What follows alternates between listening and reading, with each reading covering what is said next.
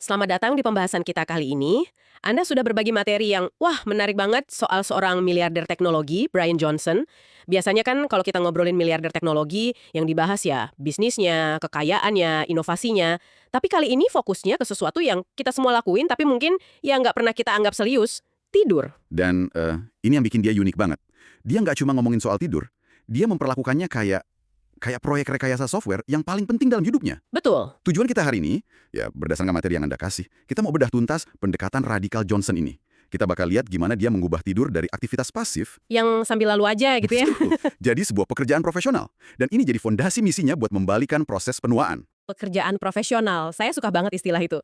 Soalnya ini bukan sekedar tips minum teh chamomile sebelum tidur ya kan? Oh jauh lebih dari itu. Dia pakai data, pengukuran ekstrim di tubuhnya sendiri buat menantang mitos-mitos yang selama ini kita percaya. Tepat sekali. Dia menantang budaya grind, budaya kerja keras, pengorbanan tidur yang udah mendarah daging. Argumennya kuat banget. Banyak dari kita tanpa sadar lagi merusak diri sendiri tiap malam. Dan dia punya datanya buat buktiin itu. Nah, kita akan kupas filosofinya dan langkah-langkah praktisnya. Oke, mari kita mulai dari awal. Sebelum jadi manusia paling terukur dalam sejarah kayak sekarang, materi Anda nyebutin ada sosok yang dia sebut Founder Brian. Siapa sih Founder Brian ini? Founder Brian itu personifikasi dari budaya kerja keras tanpa henti yang dulu diagung-agungkan di dunia wirausaha. Terutama di era dia bangun perusahaannya. Anda tahu kan filosofi zaman itu? Oh, tahu banget. Bangga kalau cuma butuh 4 jam tidur. Tidur di bawah meja kerja itu dianggap lencana kehormatan. Persis. Semakin sedikit Anda tidur, semakin Anda dianggap pahlawan. Betul. Dan Johnson, dia menelan narasi itu bulat-bulat. Dia hidup dengan moto itu. Akibatnya, dia menghancurkan kesehatannya secara sistematis. Dan ini bukan cuma soal capek biasa loh. Oh ya? Dia menderita depresi berat selama 10 tahun, bahkan sampai di titik dia terobsesi dengan ide bunuh diri. Jadi founder Brian ini adalah versi dirinya yang nyaris mati karena kesuksesan. Wow, ini kayak paradoks yang ngeri banget. Semakin sukses di luar, semakin hancur di dalam. Materi Anda nyebut ini kayak lingkaran setan. Stres di siang hari, terus ada pelampiasan di malam hari. Gimana persisnya siklus ini merusak tidurnya? Itu spiral ke bawah yang sempurna. Stres tinggi dari kerjaan di siang hari, kan butuh pelampiasan. Nah, buat dia, pelampiasannya adalah makan di malam hari. Yang kita kenal stress eating itu. Dia bisa makan banyak banget buat nenengin diri. Dan makan larut malam itu, apa efek langsungnya ke tubuh pas kita mau tidur? Nah, ini kuncinya. Makan larut malam, apalagi banyak, itu maksa sistem pencernaan kerja keras. Padahal seharusnya tubuh udah mulai istirahat. Akibatnya, detak jantung istirahat atau resting heart rate, RHR-nya, itu meroket. Waktu RHR Anda tinggi jelang tidur, itu sinyal buat tubuh kalau masih ada pekerjaan, bukan waktunya istirahat. Ya udah, kualitas tidur pasti hancur. Dan lingkaran setannya lanjut besok paginya. Tepat. Puncaknya, tidur yang hancur itu, menurut data yang dia kutip ya, bisa ngurangin kemauan atau willpower sampai 50% keesokan harinya. Setengahnya. Setengahnya. Bayangin, separuh kekuatan mental Anda hilang gitu aja. Ini bikin dia nggak berdaya buat mutus siklus itu. Nggak ada energi buat olahraga, nggak ada kekuatan buat milih makanan sehat. Ujung-ujungnya stres lagi, makan lagi malamnya, terus muter. Persis. Terus berputar. Oke, ini bagian yang menurut saya paling bikin kaget. Johnson nggak cuma ngomongin soal rasanya capek atau kurang willpower. Dia punya data kerusakan fisik yang beneran terjadi. Apa temuan yang paling menohok? Ada dua dampak biologis yang signifikan, dan dua-duanya cukup mengerikan. Yang pertama itu nyerang langsung ke sistem kekebalan tubuh kita. Maksudnya jadi gampang kena flu gitu? Jauh lebih parah dari itu. Data yang dia paparkan nunjukin kalau kurang tidur, misalnya cuma 4 jam atau kurang semalam, itu bisa mengurangi jumlah sel natural killer atau sel NK di tubuh sampai 70%. Tunggu. 70%. 70. Itu angka yang luar biasa gede. Saya perlu paham sel NK ini fungsinya apa sih? Anggap aja sel NK ini pasukan khusus di sistem imun kita. Tugas utamanya, patroli, deteksi, dan bunuh sel-sel abnormal, termasuk sel kanker dan sel yang kena virus sebelum mereka jadi masalah besar. Jadi, penurunan 70% itu artinya Anda melumpuhkan sebagian besar pasukan elit pertahanan Anda. Artinya cuma 1 malam kurang tidur aja udah secara signifikan buka pintu buat sel-sel berbahaya berkembang. Wah, ini mengubah cara saya mandang begadang. Tepat. Dan itu baru yang pertama. Yang kedua, lebih ngeri lagi. Karena dampaknya langsung ke otak. Istilahnya itu cedera otak traumatis palsu. Cedera otak traumatis? Kayak habis kecelakaan. Gimana ceritanya kurang tidur bisa nyebabin itu? Jadi gini, waktu kita kurang tidur, ada racun namanya S100B yang bocor dari usus, masuk ke aliran darah, terus sampai ke otak. Nah, tubuh kita ngerespons racun ini dengan cara yang ternyata setara dengan respons waktu seseorang kena cedera otak traumatis, TBI. Jadi perasaan lemot, kepala berat, atau pikiran kabur setelah malam yang buruk, itu bukan cuma perasaan, tapi ada bukti kimia nyata di otak kita yang nunjukin adanya semacam cedera. Persis. Ini bukan lagi metafora. Ini kerusakan biologis yang terukur. Makanya, pas Johnson lihat semua data ini, dia sampai pada kesimpulan yang keras banget. Budaya bangga kurang tidur itu bukan cuma salah, tapi benar-benar sebuah kebodohan. Tepat. Dan dia nggak berhenti di situ kan? Dia mau membalik narasi ini sepenuhnya. Dari kebodohan jadi sesuatu yang heroik. Benar, dia mau ubah narasi dari mengorbankan tidur itu keren. Jadi, tidur yang baik adalah tindakan heroik. Karena datanya nunjukin tidur yang optimal itu beneran melindungi tubuh dari kerusakan serius. Baik, kita udah paham bahayanya. Ini semua nyata dan terukur. Tapi ini juga rasanya rumit. Dari semua data yang dia lacak, dan kita tahu dia ngelacak ratusan metrik, ada nggak sih satu hal simpel yang bisa kita, orang biasa tanpa tim dokter, perhatiin? Buat tahu tidur kita udah oke atau belum? Ada, dan ini bagian yang menurut saya paling elegan dari pendekatannya. Di tengah semua kerumitan itu, dia nyaranin buat fokus ke satu metrik aja. Metrik yang sangat sederhana. Turunkan denyut jantung istirahat atau resting heart rate, RHR, Anda sebelum tidur. Jadi ini angka yang sering kita lihat di smartwatch atau smart ring itu ya? HRR? Betul. Prinsipnya jelas banget. RHR rendah sebelum tidur, tidurnya berkualitas. RHR tinggi, tidurnya bakal jelek. Seluruh gaya hidup bisa dioptimalkan cuma dengan fokus ke satu angka ini. Contohnya, Jensen sendiri, RHR-nya bisa sampai 44 BPM, detak per menit. Angka yang rendah banget, dan itu jaminan tidur sempurna buat dia. Oke, 44 itu rendah banget. Tapi pertanyaannya, apa sih perusak RHR terbesar di malam hari? Kebanyakan orang mungkin nebaknya makanan berat atau alkohol. Itu tebakan yang logis, dan dua-duanya emang ngaruh. Tapi menurut data Jensen, pemicu utamanya itu sesuatu yang nggak kelihatan. Stres dan pikiran yang terus merenung. Ruminasi. Lebih parah dari makan steak gede sebelum tidur. Jauh lebih parah. Stres dan cemas aja itu bisa naikin HRR sebanyak 5-25 detak per menit.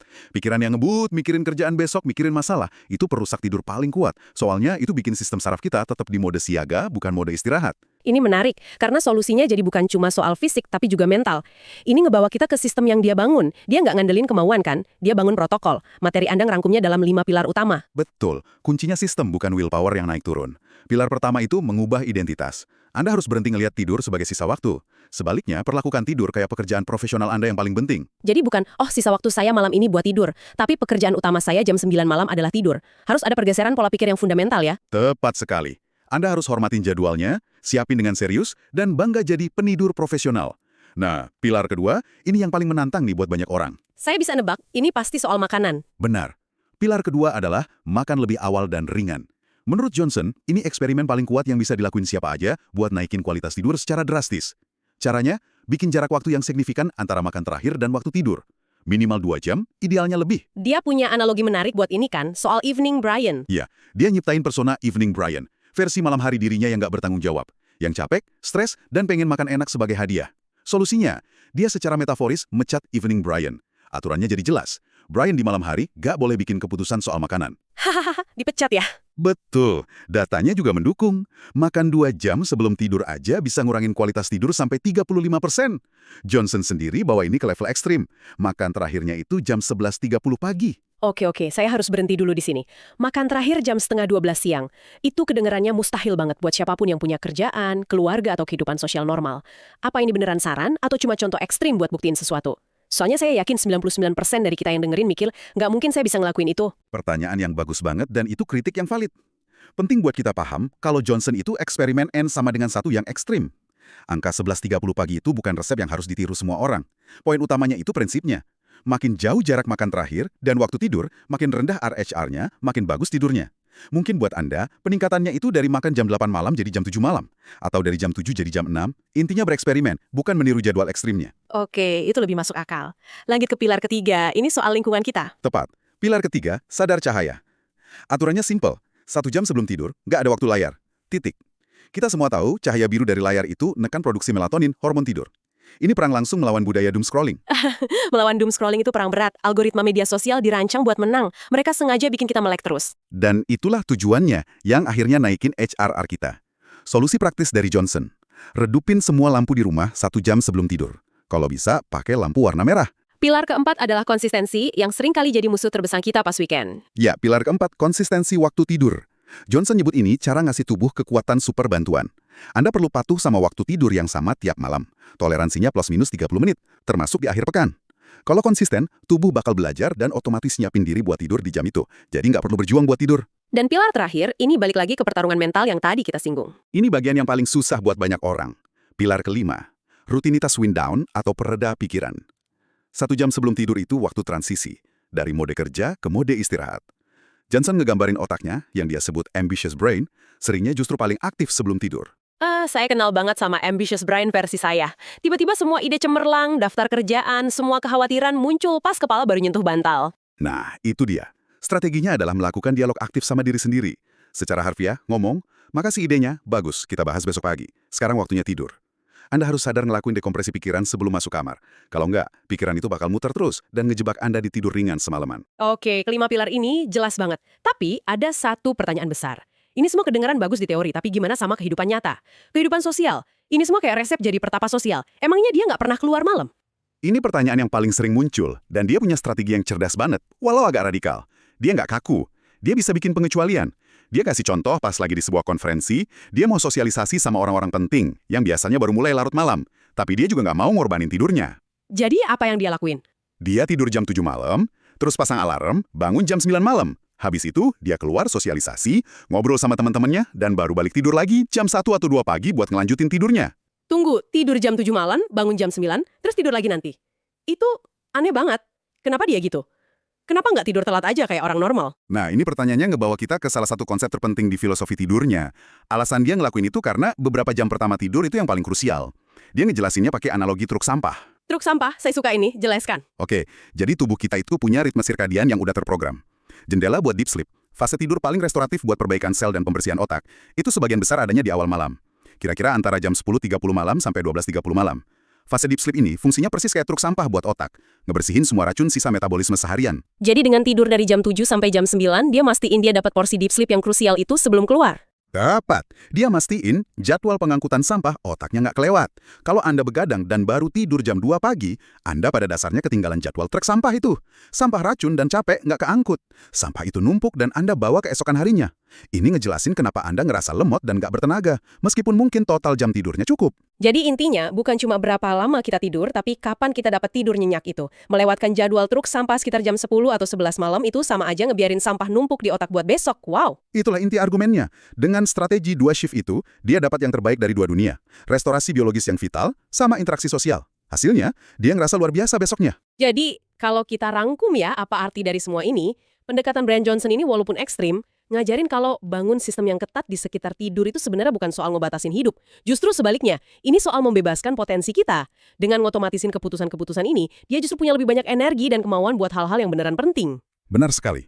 Pesan utamanya itu berhenti ngandelin emosi atau kemauan sesaat yang nggak bisa diandelin. Dia memperlakukan dirinya kayak software yang terus di-upgrade, di mana algoritma protokol yang udah ditetapin, yang ngejalanin harinya bukan mood. Dia nggak lagi debat sama dirinya sendiri tiap hari soal mau makan apa atau kapan tidur. Sistemnya udah ngelakuin itu buat dia. Ini ngebebasin kapasitas mentalnya. Ini memunculkan satu pertanyaan penting buat Anda yang mendengarkan. Johnson melihat tubuhnya sebagai sebuah sistem operasi. Kalau tubuh dan pikiran Anda adalah sistem operasi, protokol apa yang lagi Anda jalankan sekarang? Apakah itu versi usang yang penuh bug dan sering crash? Atau versi yang dirancang untuk performa puncak? Dan berdasarkan semua ini, apa satu perubahan kecil, satu baris kode yang bisa Anda ubah malam ini untuk memulai upgrade tersebut?